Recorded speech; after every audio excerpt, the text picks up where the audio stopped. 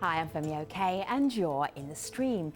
Today, what's the secret to a long and healthy life? We talk to people from some of the world's longest living communities to find out. And Malika Bilal has been quizzing our online community, and they told you what? Well, they're sharing their tips and their pieces of advice from their own personal lives to living a long and healthy life. So this is Neslihan, who tweeted into the stream, "My great-grandmother from Greece survived World War I and II in her lifetime of 100+ years. Her philosophy," she writes, "was having compassion for all, great sense of humor, as well as a healthy lifestyle and good genes." And that's a long list there. And we want you to keep the tips coming by tweeting us with hashtag NAJStream.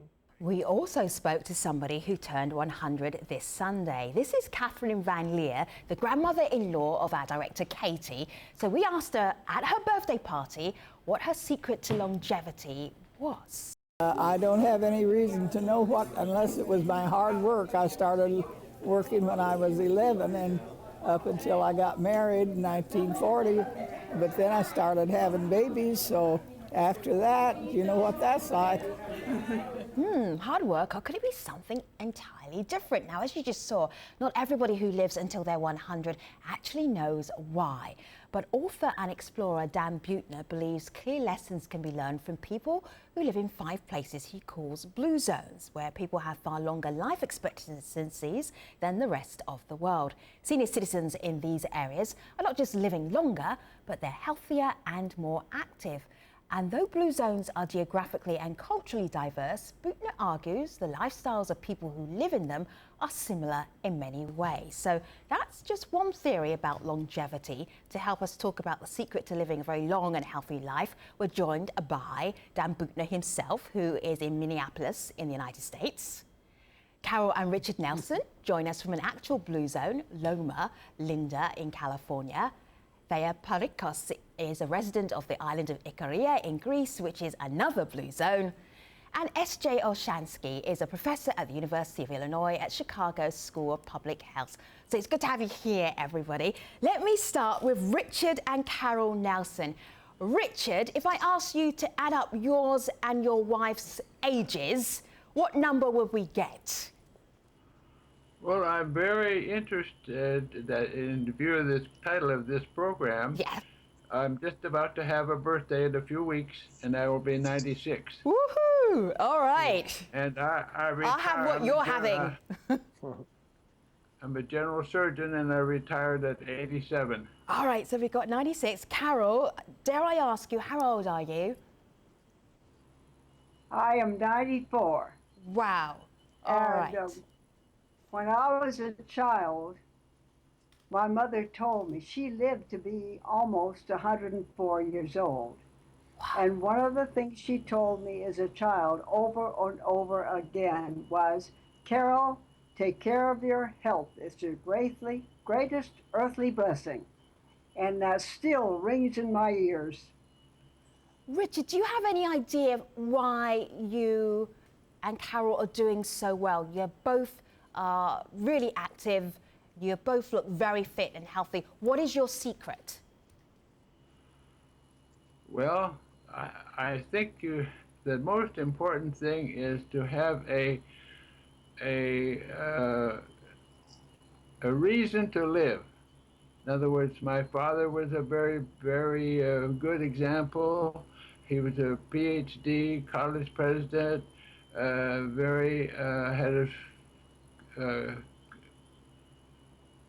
he worked hard, played hard, worked hard, and we had a very close family ties even to his final death. All right, let me just bring in... I mean, that's important. Amazing. Let me just bring in Jay here. A ship without a rudder doesn't get very far. Excellent, excellent. Okay, all right, let me just bring in Jay here. Jay, Carol and Richard, are they really unusual? I mean, what's a normal age to live? What would be a long life? What's long? Well, in most countries, most developed countries today, the average duration of life is about 80 for women and a little bit less for men. There's some small percentage of the population that makes it out to 100. That number is growing pretty dramatically as a result of changes in the age structure that have occurred in the last couple of decades. But I can actually tell you, why Carol and Richard live this long. It's one of the more interesting questions in our field today. What's the secret to a long life? And interestingly enough, the answer is incredibly straightforward. And that is both of them won the genetic lottery at birth. You absolutely have no way of making it to 100 unless you have good genes. And you heard the example of a parent who made it to 104. This is sort of classic for those of us that study the biology of aging to recognize that it's fundamentally influenced by genetics. And about the major control that we have over our duration of life is to shorten it. And there's lots of people who probably could make it to 100 who don't because they adopt unhealthy lifestyles. But keep in mind, there are some people who make it out to 100 who smoked for a long time, who drink excessively, who do things that you would ordinarily consider to be harmful. Jay, it's interesting you said that, because when we asked our community what are the factors they believe go into living a long life, one person, this is Henry, he tweets in, great genes, just that, period. But Dan, this other person gives a different perspective. This is Lorenzo. He says, lifestyle, food, water, environment has a lot to do with longevity. Only visitors to Sardinia, another quote-unquote blue zone, will understand. So what's your take there between it's good genes or it's the things listed here in this tweet? Well, we have a huge opportunity having Jay Oshansky on, who I think is the top demographer in the world when it comes to demography, when it comes to aging and demography. And I'd be interested to hear the latest statistics on how old the average person could expect to live. In other words, somebody with an average set of genes in America or in the developed world, how long can you expect to live if you just have an average set of genes? Well, if you have an average set of genes and you live a very healthy lifestyle, now keep in mind, it's important to add in that healthy lifestyle component. I would say on average for men and women combined, we could probably push the limit out to somewhere in the mid to high 80s. Now keep in mind that's an average. So whenever you have an average population, you're going to have about 50% living beyond that, which is how you can get, people, like our colleagues that are on today that are over 100. So 85 to 90 roughly would be about the limit. And keep in mind, this is a piece of science that we published, more than a quarter century ago, documenting why it is that there are basic limits to duration of life. Jay, I have a feeling there was something behind Dan's question. What was behind that question, Dan? Well, our Blue Zones work, we tried to find populations where people either had the highest life expectancy or the highest centenarian rate, or had the lowest rate of middle-age mortality. In other words, they had the best chance of reaching a healthy old age. And thus, Ikaria and Loma Linda, it's really among the Seventh-Day Adventists, Sardinia, Italy, Okinawa, Japan, and Costa Rica. And what I was really interested in, these populations that are performing the best given an average set of genes, what are they doing, and what lessons can it teach the rest of us who have average genes to sort of maximize the number of years we get out of life and the amount of life we get out of those years? Let me just check in with Thea's genes. Let me show you where Thea lives. Thea, have a look at here. This is gorgeous. I think I would just live a long time just so I could experience this every single day. Now, there's somewhere, this is somewhere very special. Let me just click onto one more thing here. This is Ikaria, Greece. People here live on average 10 years longer with lower rates of health problems than the rest of Europe, lower rates of cancer than the rest of Europe, lower rates of dementia than the rest of Europe. Thea, have you always known this about your home? The truth is, I always took it for granted. Yeah. I thought it was normal for people to age the way we age in Ikaria, to be part of the community when they're in their late 90s, to be working out in their gardens, to just not stop. Yeah. What do you think it is about where you live that makes people live for such a long time? I think a lot of it has to do with that everybody has a purpose. Everybody feels useful. Yeah. There's a very strong passion for life, for living. There's very, very strong community ties. Our diet, I think, plays a great role in it also. Yeah. Our outlook on life. I think a lot of it's our philosophy on life in general. Yeah. The way we eat. What's a philosophy on life in general? We could do some teaching here for the rest of the world, perhaps. What's a philosophy that you could share? One of the things I notice a big difference between Icaria and the States is in Icaria, you can literally live in the moment. You're not thinking about where you need to be in 10 minutes. We're sitting here having a conversation. I'm not worried what I have to do later on today. Our outlook on life, we're happy. We're very content with what we have. We're not looking for more things. We think about what we need more than what we want. And we're very happy when our needs are taken care of. A car, for example, is a mode of transportation. It's not a status symbol. Aha. Things like this. There's a question here that I want to pose to you, Carol. This is from Baba Tunde, and he wants to know, what's the place of religion or God in longevity? And I'm wondering, do you think that has more to do with mental health or physical health? Do you think it plays a role in your own life? I think for a long life, you need to have purpose, a reason to live, and to enjoy each day as it comes and make the most of it. Another thing that is important to me is a healthy lifestyle. We're vegetarians. And I think it's very important to have a network of friends, because that helps you enjoy each day as it comes. Take each day as it comes and live it to the best that you know how.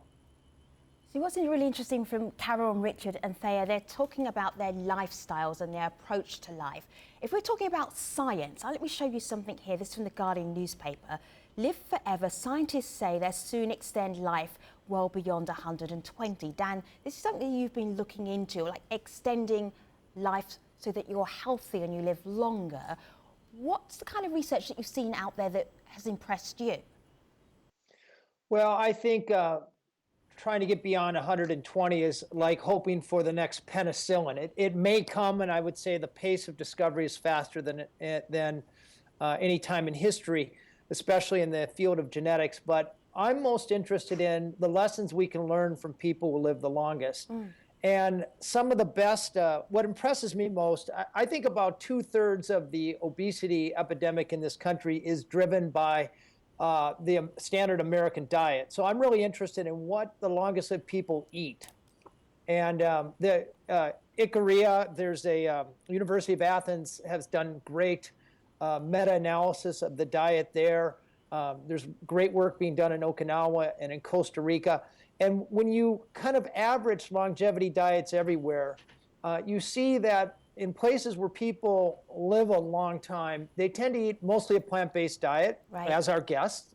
Yeah. 90 to 95% of their dietary intake comes from plants. It tends to be very high carbohydrate, actually. Not a lot of meat, although all longevity diets, except for perhaps the Adventist eat meat. Antonio Tricopulo from University of Athens has done a survey of Mediterranean diets around the world, and she's found that in Icaria, where Thea is from, they adhere to the Mediterranean diet more strictly than any place else on earth. There we see a little bit of it right there. And Thea can tell you about the 80 or so greens that they pick and bake into pies, and those greens have 10 times the level of antioxidants of wine. Beans are a cornerstone of longevity diets everywhere. All right, let me just check in. Let me check in with Thea. Make us jealous. What was for dinner tonight? Or what is for dinner tonight, Thea? If you can make it over to your inn. Yeah. We're going to have greens on the table almost every night. Right. We cook them. We make them raw in a salad. We put them in vegetable pies. When we boil them, we don't boil them in a lot of water, and we save the water and we drink it as a tea. You drink vegetable water lemon. as a tea? Like cabbage the water greens as a tea? Ooh. And not cabbage. I don't know how good cabbage would be, but we eat many different kinds of dandelion greens. Okay, all right. And these make great teas, actually. Yeah, Dan. Yeah. Femi, it's Jay. Yes, So Jay, if I can introduce a dose of reality, you know, no offense to my colleagues who are eating lots of greens and, you know, have a wonderful outlook on life, but you know, that story that you saw about living to 120, actually, that was a story that was published today based on a video that came out yesterday that I was part of on a new study of metformin, one of many compounds that are being studied that have the potential to extend the period of healthy life. Let me just say categorically, there's no chance of an average lifespan of 120. There is no chance of the vast majority of us making it out to 120. The human body wasn't designed to last that long. We have one example of one person who made it out to 122 and a half, Jean Calmon from southern France. If you just look at the way in which the human body was structured, the way in which it functions, it doesn't matter if you adopt a healthy lifestyle. It doesn't matter if you have a wonderful outlook on life, and those are all good to have. You need to have a good outlook on life, but there are plenty of people who have good outlooks on life and eat fruits and vegetables and are vegetarians, and they die in their 30s and 40s. You have to recognize that there are fundamental biological forces that influence duration of life. The longest lived person in the world, this Jean Calmon, smoked for 100 years. So you have to recognize that to be frank, we don't really have as much control over our duration of life as you would think. And in fact, it's not duration of life that's important. And those of us that study aging are not trying to make us live longer. The only thing that is important from our perspective is extending the period of healthy life. That is the only variable of interest. Jay, I would say that people online tend to agree with you, and I'll pass this over to you, Dan. This is Odysseus. She says, my own grandmother was from a little village in Mallorca, and it's not so strange there to find people past 100. She goes on to say, my grandmother was 104 when she passed, but today I'd be lucky if I reached 70. So is this easier said than done? Well, as Jay points out, to make it to age 100, you have to have won the genetic lottery. But you can add, or you can at least stack the deck in favor of adding more years of life by, for example, not smoking. I don't think Jay intended to suggest that you can smoke and it favors longevity. But what we talk about at Blue Zones here are the things that seem to favor getting the most good years out of life. And as Jay pointed out, the average person ought to be able to hit mid 80s or upper 80s. And to get those years, you want to avoid loading up on meat, loading up on sugar, smoking, indulging in drugs, a sedentary life. So I think where purpose and some of the other elements that have entered this conversations come in is that they're the fuel that help us do the right thing throughout our lives. Faye, what were you going to say? Go ahead. Oh, I'm sorry. I was just going to make a comment. When I'm in the States, I don't mean to sound rude, so please don't take it this way. And I always ask permission before I do it. But I'm always curious to see what people have in their medicine cabinets. And I know this sounds a little bit strange, but I find it quite interesting. In Icaria, you'll find in a medicine cabinet, you might not even find Bactine because we make something else as an antiseptic, antibacterial. But you'll find the basic things, maybe some pain reliever, something like this. What you won't find are supplements, vitamins, sleeping pills, anything you can imagine. I don't know. I just find this to be very interesting. We prefer to use more natural things when we can. This all sounds like incredible common sense. Jay, what did you want to add?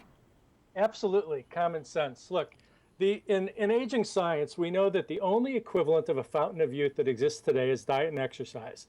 It's sort of like an oil, lube, and a filter for your car. You don't have to do it.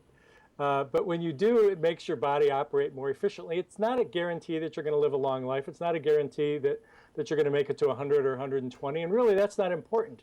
What is important is experiencing as much health along the way as you can, whether that is for 30 years or 60 years or 80 years. Now, I'm going to say something that may sound a little controversial. It actually isn't for those of us that study aging. The only control that you have over your duration of life is to shorten it. We exercise that control all the time. We become obese, we smoke cigarettes, we do things that are harmful to our health. But if you avoid all of those harmful behavioral risk factors, we still age, we still grow old, and we still die. And but that is simply fun, an Jay? unavoidable part. Jay, is it fun? Like, I'm going to be 90 but have no fun, right? Well, what do you mean by fun? Like all of the things that might actually be pleasurable in life could actually shorten your life at the same time. Like what? Let me think. Maybe eating meat, maybe drinking a little alcohol, maybe all of those things. In moderation, there is no problem with just about anything. Look, you know, we have teeth that are designed to chew meat. I mean, meat is a fundamental part of the way in which the human body operates. You don't have to have it, but our bodies operate very efficiently with it. There's plenty of people who live to 100. Jay? Would you say you were old yet? Are you old? Where's No. that line that's old for you? No, my concept of old, currently, chronologically, I'm 61. But I don't really feel any different than I did when I was younger. Chronologically, I'm 5, Malika Bilal. Chronologically, how old are you? 12. Okay. Right. She's the mature one in this partnership. I'll share something from someone online who's probably a little bit older than 12, though. This is Timur, and he says, I'm interested in how we convert uninhabited places into blue zones and how to do that. And I think he means, how do you make your average place where people are into a zone like the place in Loma Linda or the place in Greece? Dan? Well, when you look around blue zones, you never see 100-year-olds or 80 or healthy 90-year-olds who ever tried to live a long time. It happened to them. They live in environments where they're always nudged into movement. If you look at Ikaria, people have gardens. Every time they go out to eat or to a friend's house, it occasions a walk. The cheapest and most accessible foods, especially at Thea's, within a mile of her house, she's got organic vegetables that are a lot Dan, easier can you to create a blue zones anywhere? I think that was the specific question because we're almost out of time, and I want to go back to Carol and Richard. The idea is to try, instead of trying to change people's behaviors, change their environment so the healthy choice is the easy choice, and we don't foreshorten our lives without thinking about it. All right, so Richard's about to head to his 96th birthday. Carol is a whippersnapper of 94. One piece of advice, Carol and Richard, to help people live a long, healthy life, what would it be from you? Well, I think it's to do the best you can with what you have around you. For instance, we eat a plant-based food. I do exercise. I think long life is important, but I think the quality of life that you live is more important. And we do what we can. We don't drink, we don't smoke, we exercise, we have friends, we enjoy life, we have purpose. And I think the quality of life is very important, is as important as the length of life. Says the 95-year-old, 94-year-old Carol. And Richard, one thought from you. I think it's important to have a real purpose, a guide to guide you through the rough spots, and then you don't fall apart and do things that you shouldn't. And you do the good. You naturally want to do things that are good for you and your friends, rather than working hard to go the right way. It comes naturally. All right. The secrets to longevity from Carol and Richard Nelson. We also have Dan Buettner, Thea Parekas, and also Jay Olshansky. We're taking them to our post show at stream.outofzero.com. Yes, this show is going to live a little bit longer, but only online. Thanks for watching, everybody.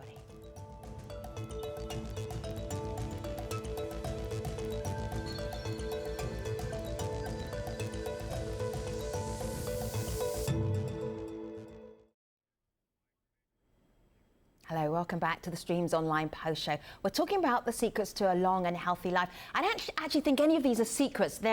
We all know what they are. It's just, do we actually do any of them? Also, another angle has been brought up online. What is it? That is what are the consequences of living a long life, and is it necessarily a good thing? So we tweeted out this question, have you heard of Blue Zones, to our community? And one person, this is Lily, she writes back in, no, but seeing California there doesn't surprise me. You have to be rich and connected in the U.S. to live a long and healthy life. So that started a conversation. This is the tweet we got from Michael Hopper, a former member of a Stream team. And he writes in, living longer and longer lives is resource intensive. Is there inequality in longevity? And Jay, I'll give you to that. You can see his hashtag there is long live the rich, question mark. But it's a serious question. What happens if you live a long life? What does that do to resources? What does that do to shared communities? Well, so first of all, it's a great question. In the U.S., for example, there's no question that there's a link between social status, socioeconomic status, income, education, and duration of life. They're absolutely right on target there. In Ikaria, it may be a different story where social status may be less relevant. So they're right. In long-lived populations like the U.S., where subgroups do vastly different, absolutely. On the question about resources, keep in mind that we've rapidly aged over the last few decades, and we're doing everything that we can to try and make ourselves live longer. So I wouldn't be too concerned about what's going on globally in terms of population growth and longevity. They're not really as closely related as you think. Richard, what was your favorite decade so far? I think the one thing I've noticed in Japan, and it's proven very obviously when you go there. There's a Colonel Sanders and hamburger shops and whatever. Kentucky Fried Chicken, yes. So fast food. Yeah. Does that make you? Do you think that makes you lop off some years off your age eating fast food? Well, I think that has led to, especially in the younger people, more overweight problem and all the things that come with it. I think it's very important, and the Japanese government is aware of that, and they are anticipating a little bit of a drop in their longevity when this kids grow up. Sure. Say, Femi? Yeah. You want to hear something interesting? Go ahead. And I'll bet you Dan can document this as well. If you take a look at photographs of centenarians and their children when they were younger, you will almost always see one common characteristic, and that is they all tend to look young for their age.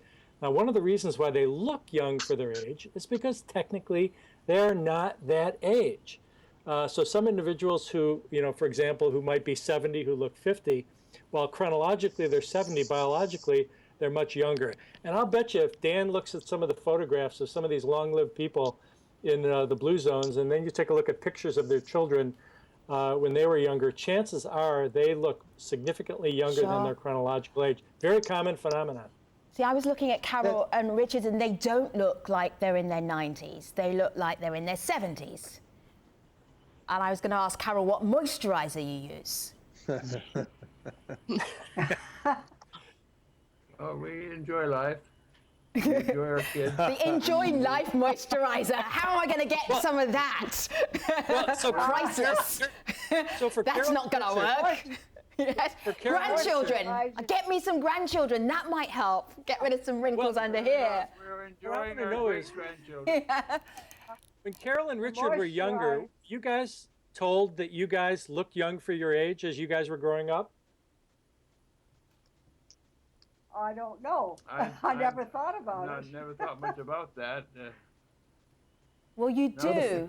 You do. You don't look a day over 74 and 75, and that's a compliment. All right, so Dan, this conversation has been very Western-centric. Are we only talking about the Western world here in terms of long life? I know Okinawa was one of the blue zones, but what about the rest of the world and the developing world, perhaps?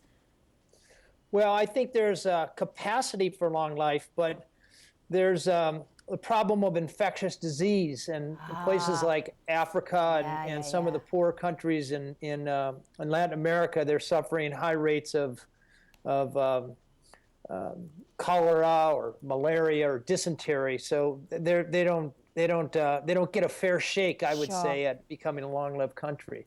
When blue zones, kind of the ante is they have good public health. And to a point you raised earlier, you look at a place like Costa Rica that spends about 1/15 the amount we do on healthcare, and they have a GDP of about per capita of about 1/6 of what we do, and they actually have a life expectancy comparable to the U.S. So it doesn't necessarily have to be that only rich people can enjoy a long life. Sure.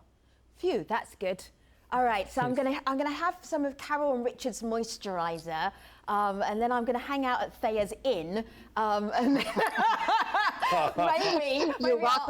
I'll make it to 61 like Jay. I don't know. We'll keep my fingers crossed. And Malika, what do you have to wrap us up? I will wrap us up with a video from Royan, who tweeted in his thoughts and then shared this comment. Have a listen. I think Dan put it really well in his book, The Blue Zones, that we're not talking about a silver bullet here. What we're really talking about is silver buckshot. So a lifestyle-based, multifactorial approach that takes into account things like daily exercise, getting a good night's sleep, spending time with loved ones, managing stress, and eating a plant-based diet. We know through research this can actually prevent 80% of the chronic disease we see today. In order to be successful, this has to be long-term, culturally driven change that makes healthy choices the default pathway for future generations. Well, making it long-term could be the key and probably the hardest part to this. I need to transcribe that video comment. All right. Dan and Carol and Richard and Thea and Jay, it's been fascinating talking to you. We could talk all day, but some of us have got things to do. It's lovely having you here on the stream. Thank you very much. Happy birthday, early birthday to you, Richard. And Carol, keep doing what you're doing. You look amazing. Thea, I'm going to make a reservation. Jay, it's been nice to have you in the conversation. Dan, thank you. Take care, everybody.